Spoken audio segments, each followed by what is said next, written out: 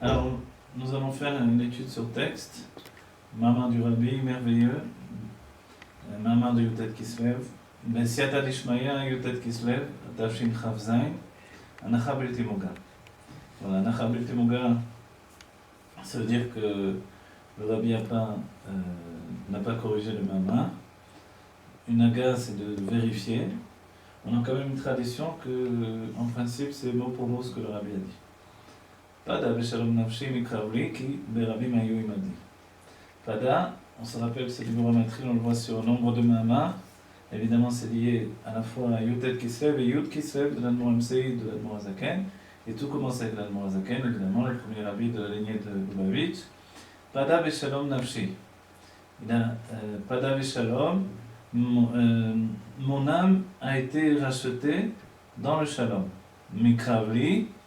Mikrav, c'est la lutte de la crave. La lutte, et en fait, c'est difficile d'expliquer ici, puisqu'en principe, il explique ensuite dans la suite, mais on va déjà dire que le crave, c'est une lutte du corps à corps, donc de la lutte que j'ai fait, de la guerre ou de la lutte que j'ai entrepris, qui Berabim Ayu Imadi, ou dans la lutte dans laquelle je me trouvais. Pourquoi? Et c'est assez étonnant finalement, quand on analyse le Teilim, c'est la question que tous les rabbins vont poser. Qu'est-ce que c'est qu'Iberabim Ayu Imadi? Car nombreux étaient avec moi. Il y a Doua Diouk Bazé, et nous savons la précision sur ce point-là. Des Mimash et Katouv, de ceux qui est écrit, Pada Veshalom, qui nous a rachetés dans le Shalom, dans la paix. Mouvanim Bet Inyanim. On comprend deux choses, deux sujets. Un lève chez Yechola Liot, Pdia, Shena Veshalom. C'est-à-dire du fait que l'on dit on a été racheté ici, le fait d'avoir été racheté dans la paix, sous-entendu qu'on peut comprendre le contraire. Donc il peut y avoir deux manières de racheter. Une manière, comme on voit ici dans le Shalom, et de là on entend qu'il y a aussi une manière qui n'est pas dans le Shalom. Et c'est ça toute la nouveauté que chez lui, donc ici de la Nourazaken et initialement David Amelech, donc qui a été racheté dans le Shalom, donc dans la paix, c'est-à-dire que le rachat s'est fait dans la paix. Vabet, chez Afalpi, chez Yeshno Inyan Shalom, et le second point c'est que même si il y a le sujet du Shalom, de la paix, mais Kol Makom Sareliot Inyan Shel Pdia, de toutes les manières, malgré qu'il se trouve dans le Shalom, dans la paix, il faut quand même le racheter. Le fait de racheter, donc a priori, il est évident que c'est dans une situation pas de Shalom, puisque on parle de quelqu'un qui est prisonnier. Mais malgré le fait qu'il est dans une situation de Shalom, il faut quand même le racheter. Kevan, pourquoi? Shaya Inyan Shel Krav. Alors voilà, la suite vient, et c'est l'analyse du passouk, du verset. Et c'est là où les rabbins m'ont dit également que, le rabbi le précise, que quand on étudie la Chassidut Chabad, on étudie également le Nar et le Tanar en entier en fait. Puisqu'on apprend ici à étudier la Torah et les hagiographes, prophètes, etc. Alors voilà. Inyan Shel Dia, Kevan Shaya, Inyan Shel Krav. Donc on a posé la question, pourquoi il faut quand même le racheter puisqu'il était dans un sujet de shalom, de paix. Alors il est dit, Kevan Shaya, Inyan Shel Krav. Parce qu'il y avait la situation du Krav. Le Krav, donc, une situation de combat au corps à corps. Et c'est le rabbi lui-même qui explique dans un maman de Bat-Legani, ou un autre maman également de Pada Veshalom, que Krav, ça veut dire, c'est pas la situation d'une guerre qui est éloignée, comme lorsque l'on s'envoie des flèches ou dans nos époques, on envoie des bombes, on envoie des balles de fusil, mais quand c'est le combat au corps à corps, et il est dit que c'est le combat le plus difficile. Mikravli, voilà, de ces situations de combat où je me trouvais. Velichorai a priori, Zoï stira, Meneube, a priori c'est une contradiction de par elle-même, c'est-à-dire, J'arrête imzeo inyan shel shalom, parce que si on se trouve dans une situation de shalom, alors dans ce cas-là, enze inyan shel krav. Donc si c'est le shalom, évidemment, le shalom c'est le contraire du combat. Gam sari lavin. Diouk à la shon krav. Et il faut également comprendre la précision du terme utilisé krav. Mais kravli, de mon combat, de cette situation de combat, de lutte où je me trouve. Davka justement, chez Zéro Echan Mia Shemot Anifradim, Anir Dafim le Milchama. Et le terme de Krav, c'est l'un des noms qui a été donné pour définir la Milchama, la guerre. L'Elichora, a priori, Are Lashon Ayoter Matsui ou Kilshon Akatuv. Mais a priori, le langage le plus usité, utilisé, c'est, comme le dit le texte, Vechi Tavou Milchama Bertsechem. Et lorsque viendra une guerre dans votre terre, Afalpi Chen Bepasukze, Nakat Alashon Pada Veshalom Nafshi, Lo Milchama Ela Mikrav Davka. Et malgré ce, donc si on avait dit Milchama, on aurait beaucoup mieux compris l'idée de rachat. Le rachat, c'est-à-dire de racheter un prisonnier.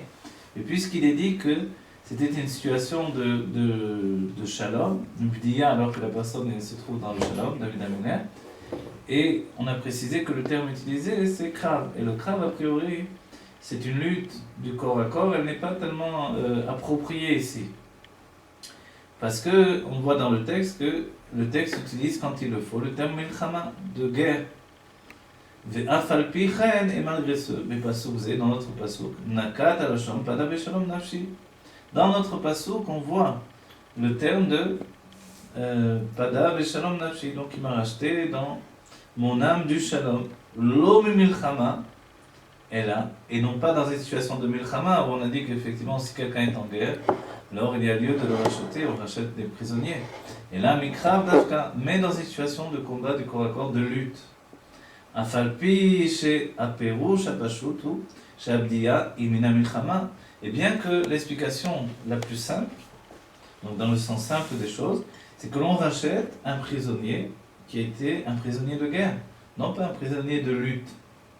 Vekame Fouraj Yerushalmi, et comme il est expliqué clairement dans le Yerushalmi, Shekae al Milchama David Avshalom. De quelle guerre on parle ici?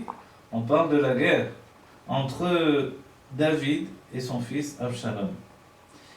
Shenikret Batana Beshon Milchama, qui s'appelle dans le Tanakh, qui s'appelle donc dans le texte des Ktuvim, ça s'appelle Milchama, aussi incroyable que ça soit, puisqu'on peut dire ici pourquoi ça s'appelle Milchama, une guerre, on parle d'un père et de son fils, et Absalom voulait le pouvoir, voulait être roi à la place de son père, et dans les termes, la Torah va l'appeler Milchama. Gam Sarir, donc une guerre. Gam Sarir Lavin, Bidrashad Rabotenu Zal, il nous faut également comprendre dans l'explication de nos maîtres de la Chassidut, donc les princes de la Chassidut, que sont tous les rabbis, l'Admor Hazaken, l'Admor Amsaï, le Tzemar Tzedek, le Rabbi Moharaj, le Rabbi Rachab, le Rabbi Rayatz, et puis le Rabbi de notre époque, à la Pasuk, Pada Beshalom Nafshi, sur le verset, Pada Beshalom Nafshi, notre verset qui m'a racheté dans la paix, qui a racheté mon âme dans la paix, Gomer, Umesayem Atam Laze, et il termine l'explication sur cela, qui Berabim Ayou m'a dit, car nombreux étaient avec moi.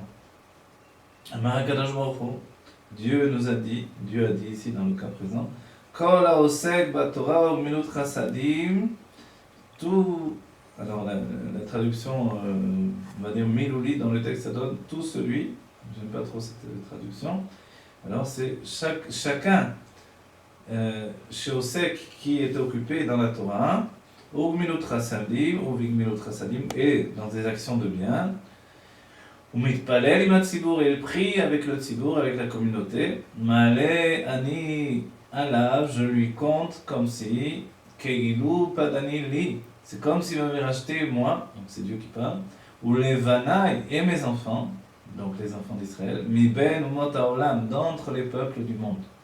Chez Gimel Inyanim Elu, car ces trois sujets-là, kshurim im inyan shalom, sont liés avec le sujet du shalom. Le sujet de la paix.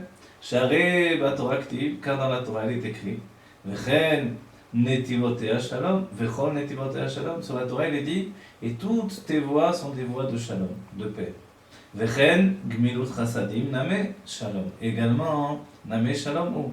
Également Gmilut Chassadim, c'est aussi appelé Shalom, donc un chemin de paix, quand on fait le bien pour les autres hommes, évidemment c'est un chemin de paix. Shemitor, Shegomel Chesed Begufo Lechavero, Parce que lorsqu'on est du fait même qu'il donne du bien, Begoufo le Chavero, Chesed Begoufo, il donne du bien avec son propre corps pour son ami, ou Makir chez ou Oavo, va l'idée Arva et Shalom. Il fait connaître par ce fait-là, ou il connaît lui-même, qu'il s'agit de son ami, c'est-à-dire celui qu'il aime, ou valider Arva et Shalom, et par rapport à ça, il vient vers lui d'une manière d'amitié et de paix. Vechen Amit Palel, également celui qui prie Imatzibur avec la communauté. Chez Nichlal Imatzibur, il est englobé dans la communauté. Chez Naasim Metziut Achat, dans ce cas-là, alors ils deviennent une seule existence, une seule situation. Chez Zéo Inyan Shel Shalom Veitkalelut. Et ça, c'est un sujet de shalom, de paix, et de Veitkalelut, le fait que l'on s'englobe les uns avec les autres.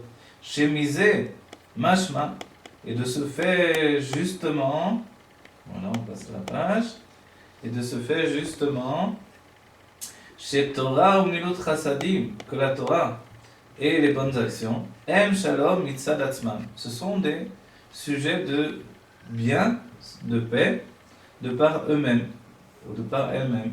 Veilo Batfila, Veilo Bitfila, Tsaré Liot Inyan Nosaf. Et dans la tfila, dans la prière, il doit y avoir un autre sujet. Il doit y avoir le rajout d'un autre sujet. Donc un autre sujet dans le sens d'un sujet supplémentaire. Mitpalel Imat Tzibur. Il faut prier avec le minyan, avec le tzibur, avec la communauté. Vedavka Al-Yedeze, justement par ce fait-là, Naase Inyan Shalom, se fait le sujet du shalom. Voilà, on a terminé la première hôte du Mahama. On continue la seconde hôte, la lettre bête. Veine Midrashat Rabotenu Zal. Et alors, de l'explication de nos sages de la lignée de Chabad, chez Pada Beshalom Nafshi ou Mahama Kadosh Baruch Hu, le fait que Pada Beshalom Nafshi, le fait que d'avoir acheté par la paix mon âme, ou Mahamar Kadosh Baruch Hu, c'est le Mahamar, donc la parole de Dieu lui-même. Padani li ou levanaï limen umot haolam. Ça correspond à la parole de Dieu qui nous dit Padani li, qui m'a racheté moi ou levanaï et mes enfants. Mi ben umot haolam, d'entre les peuples du monde. Mouvan, il est compréhensible. Chez Zéro Inyan Klali, qu'il s'agit ici d'un sujet général. Share Ema Shebnei Israël Nimsaim Begalut, car le fait que les enfants d'Israël se trouvent dans l'exil, Vechen Shrinta Begaluta, et de ce fait-là, la Shrina, Shrinta c'est en araméen, Shrina Begaluta, la Shrina, la présence divine, est également en exil avec le peuple juif. Ou Inyan Klali, tout ça c'est un sujet général. C'est-à-dire que, comment Dieu peut nous dire qu'il a été racheté par le Shalom? C'est-à-dire que quand il y a Padav et Shalom, celui qui prie avec le Tzibur, celui qui prie avec la communauté, c'est comme s'il rachetait.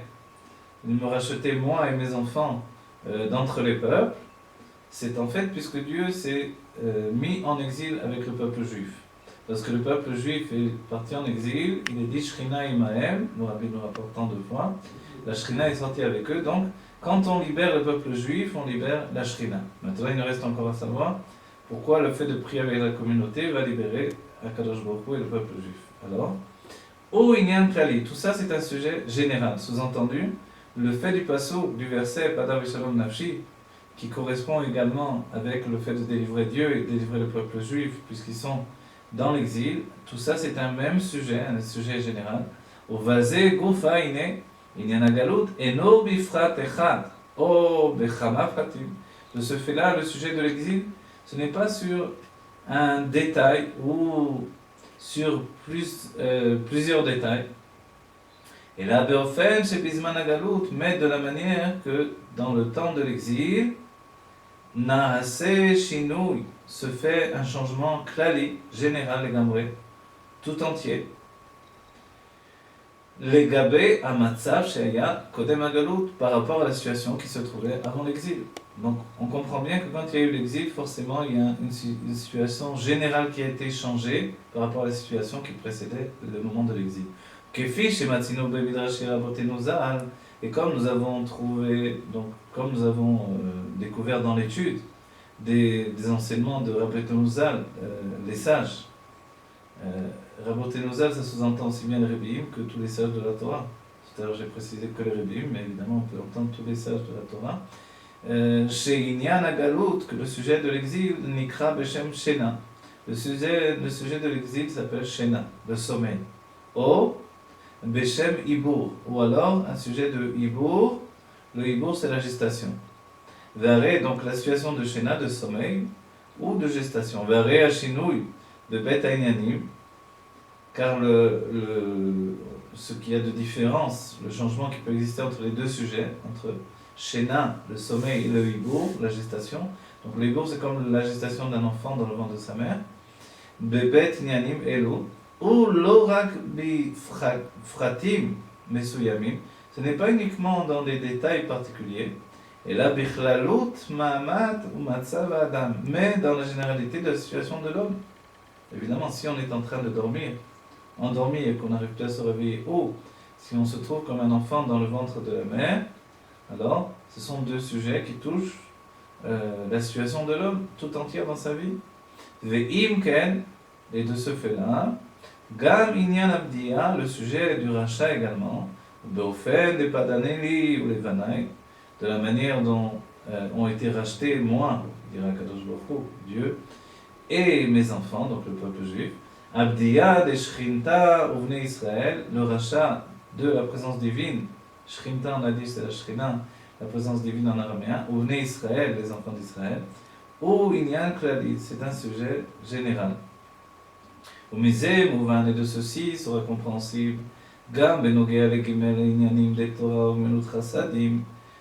On comprendra également les trois sujets de Torah, la Torah, ou Milut Chasadim, le fait de faire du bien aux autres personnes dans le monde, ou Mitpalel Imatzibur, ou le fait de prier avec la communauté. Chez Aliyadam Naasa, que par leur intermédiaire se fait. Padanili ou les Vanaï, le fait d'être racheté, moi et mes enfants, chez Afalpi, chez M, Kavim Pratim, et bien qu'il s'agit de lignes particulières, Kemo, chez Katoub, Mishnah, de Avot, comme il est écrit dans la Mishnah de Avot, Ashlosha, Dvarim, Aolam, Omed. Pourquoi des lignes particulières? Parce que Torah, Avodog, Milut Chasalim, c'est comme trois lignes d'influence, on va le voir.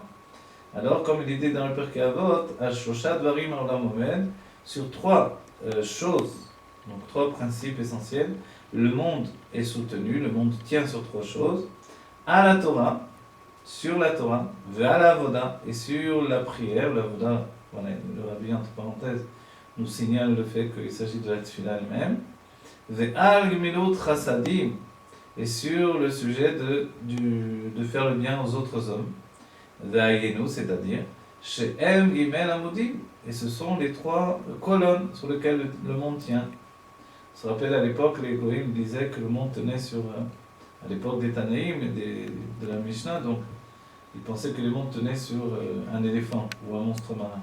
Grâce à Dieu, ici dans le judaïsme, on dit que le monde tient sur trois colonnes qui sont des colonnes de bienfaits pour l'humanité.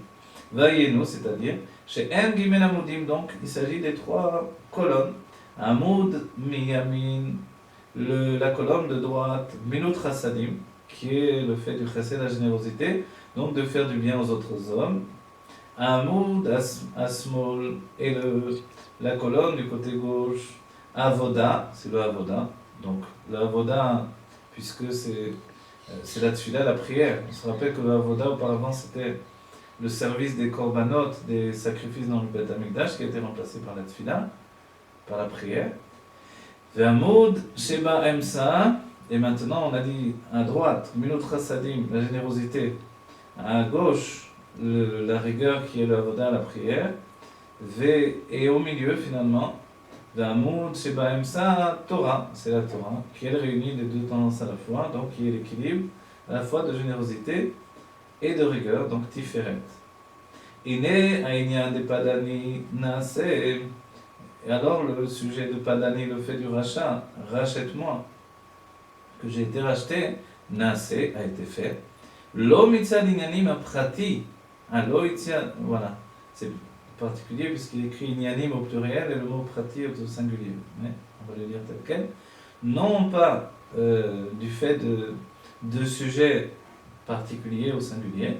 Shel kavim elu. Voilà, de ces kavim, de ces lignes-là.